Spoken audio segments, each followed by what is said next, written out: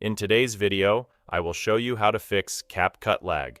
You've probably noticed that when you add a lot of effects or video tracks in CapCut, it starts to lag a bit.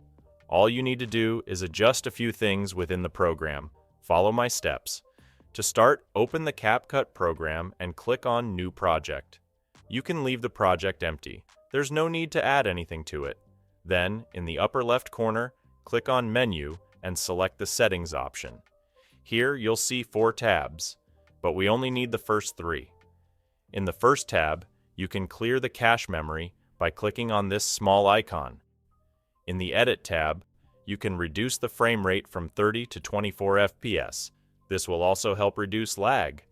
In the Performance tab, it's essential to enable proxy mode if it's unchecked. Click on it to check the box, and then click Save. After you've done all this, close the CapCut program and restart your computer.